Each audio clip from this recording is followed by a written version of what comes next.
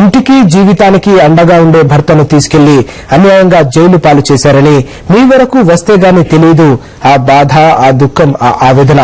అయినా ఏ తల్లికి, ఏ బిడ్డలకు, ఏ భార్యకు ఇటువంటి కష్టం రాకూడదని దేవుణ్ణి వేడుకుంటున్నానని తమ తాజా లేఖలు పేర్కొన్నారు వైఎస్ భారతి. ఆ రోజు జగన్ ని జైల్లో చూసి చాలా బాధగా అనిపించింది.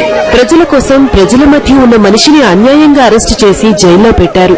మీకిది ఆట కావచ్చు, చదరంగం కావచ్చు, కానీ భర్తను పోగొట్టుకున్న ఓ తల్లికి ఆమె బిడ్డను చేయని నేరానికి జైల్లో పెడితే ఎలా ఉంటుంది? మీకు తల్లులు లేరా? పసిపిల్లలకు తమ తండ్రిని ఇంతమంది వికృతంగా చుట్టుముట్టి ఇబ్బందులు పెడుతూ ఉంటే వాళ్ల లేత మనసులు ఆవేదనతో అల్లాడవా? మీకు పిల్లల్లేరా? ఇంటికి జీవితానికి అండగా ఉండే భర్తను తీసుకెళ్లి అన్యాయంగా జైలు పాలు చేశారే, అదే మీ భార్యలకు అలాంటి పరిస్థితి వస్తే? మీ వరకు వస్తే కానీ తెలియదు ఆ బాధ, ఆ దుఃఖం, ఆ వేదన. అయినా ఏ తల్లికి, ఏ బిడ్డలకు, ఏ భార్యకు ఇటువంటి కష్టం రాకూడదని దేవుణ్ణి వేడుకుంటున్నాను. దేవా, పగవాళ్లకు కూడా వద్దు ఇటువంటి బాధ.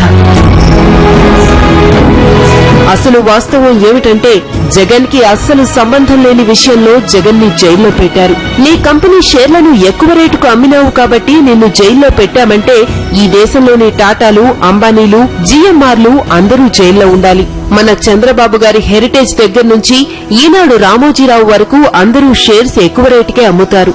మరి అలాంటిది జగన్ ని ఎందుకు జైల్లో పెట్టారు అనే మా ప్రశ్నకు సమాధానం దొరకదు.